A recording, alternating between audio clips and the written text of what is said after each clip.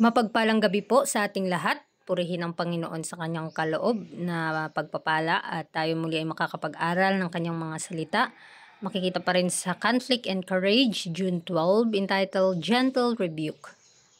Sabi sa ating key text sa 1 Samuel 25 verse 28,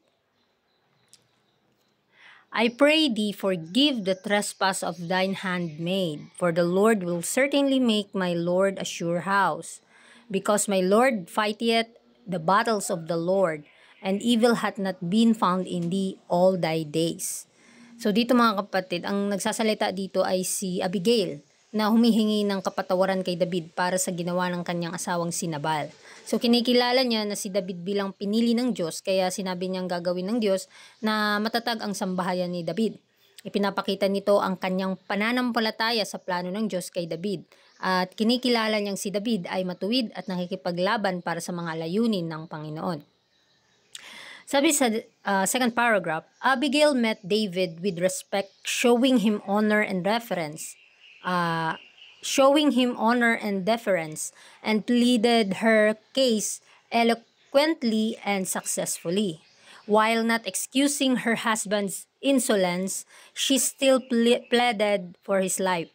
She also revealed the fact that she was not only a discreet woman, but a godly woman, acquainted with the works and ways of God in David. She stated her firm faith in the fact that David was the anointed of the Lord. So, makikita natin dito yung pagpapakita ng katalinuhan at yung pananampalataya ni Abigail sa halip na hayaang lumala yung sitwasyon. Siya mismo ang humarap kay David upang pigilan ang paghihiganti niya kay Nabal.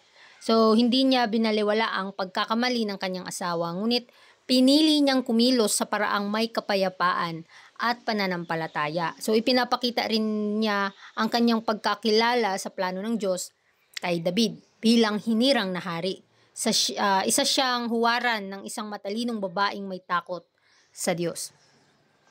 So, napakaganda po itong pag-aaral natin na itong pinapakita ni Abigail sa kanyang, sino siya. Abigail presented by implication the course that David ought to pursue. He should fight the battles of the Lord. He was not to seek revenge for personal wrongs, even though persecuted as a traitor. These words could have come only from the lips of one who had partaken of the wisdom from above. The piety of Abigail, like the fragrance of a flower, breathed out all unconsciously in face and word and action. Sa kwentong ito, si Abigail ay isang matalinong babae na naging daan upang pigilan si David na sa paggawa ng masama. So sa panahong iyon, si David ay galit na galit dahil kay Nabal. Dahil si Nabal, yung asawa ni Abigail, ay tumangging tulungan siya at ang kanyang mga tauhan. Dahil dito, binalak ni David na patayin si Nabal at ang lahat ng lalaki sa kanyang sambahayan. Ngunit humarap si Abigail kay David ng may kababaang loob, dala ang mga handog at kinausap siya ng may karunungan at pananampalataya.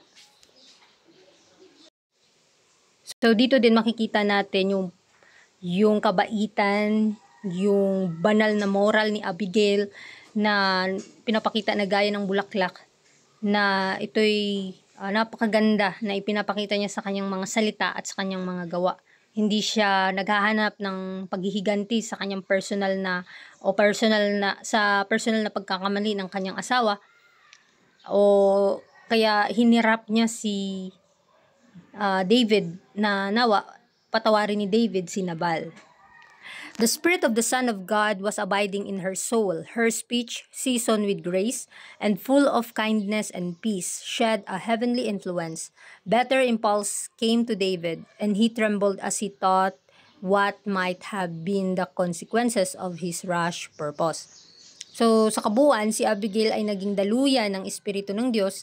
Ang kanyang kabanalan at kabaitan ay naging daan upang mapigilan si David sa paggawa ng kasalanan. So, sa kanyang mga salita at kilos, nadama ni David ang impluwensyang makadiyos na nagbunsod sa kanya na muling magnilay at itama ang kanyang landas. So ipinapakita din dito sa kwentong ito kung paano ang isang taong puspos ng Espiritu ng Diyos ay maaaring makaimpluwensya ng malaki kahit sa isang makapangyarihang pinuno gaya ni David upang magpakita ng habag, pagpapakumbaba at pagsunod sa Diyos.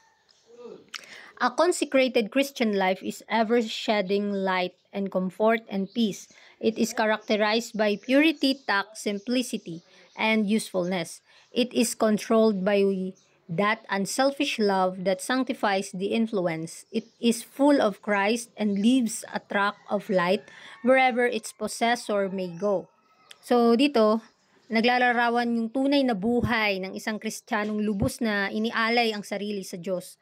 Yung ganitong buhay ay hindi lamang panlabas na kabanalan ang ipinapakita, kundi panloob sa pagkapuno sa Espiritu ng ating Panginoon. Pag pinuspos ka na ng banal na Espiritu, makikita sa buhay mo ang karakter ng ating Panginoon, gaya ni Abigail. So sa pamamagitan ng kabutihan, kababaang loob at pagmamahal, ang taong ito ay nagiging pagpapala saan man siya naroroon, tahimik ngunit makapangyarihang saksi para sa Diyos. Abigail was a wise reprover and counselor. David's passion died away under the power of her influence and reasoning. So si Abigail, dito pinapakita ay isang matalinong tagapayo at tagapuna.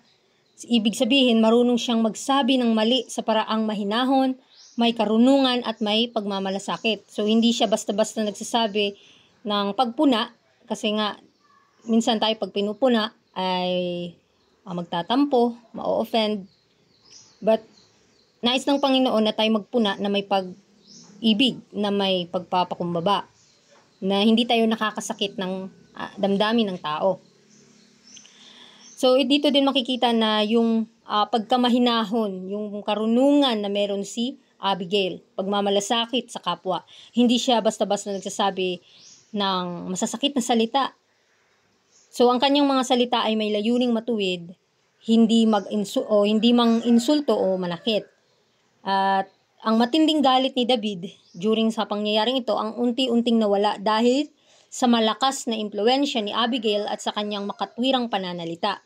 So sa halip na ibuhos ang kanyang damdamin sa paghihigante, napatahimik si David at naliwanagan. Ang galit niya ay napalitan ng pagninilay at pagkilala na mali ang kanyang balak. With a humble heart that received the rebuke, he gave thanks and blessings because she advised him righteously. There are many who, when they are reproved, think it praiseworthy if they receive the rebuke without becoming impatient. But how few take reproof with gratitude of heart and bless those who seek to save them from pursuing an evil course. So dito, makikita natin na tinanggap ni David ang paalala ni Abigail ng may kababaang loob. Hindi siya nagmamataas o nagtanggol ng kanyang sarili, kundi naging bukas ang kanyang puso upang tumanggap ng pagsaway. Isang tanda ng tunay na kabanalan at pagkilala sa Diyos. So nagpapasalamat si David at pinagpala niya si Abigail dahil tama at makatarungan ang payo na ibinigay nito sa kanya. Hindi lamang niya tinanggap ang pagsaway, kundi pinuri pa niya si Abigail dahil naging instrumento siya ng Diyos upang ilayo siya sa kasalanan. Maraming tao ang inaakala nating sapat na ang hindi sila nagagalit o nabubugnot kapag pinagsasabihan sila. Iniisip nilang iyon na ay isang bagay na dapat purihin, ngunit ito ay isang mababaw na pagtanggap.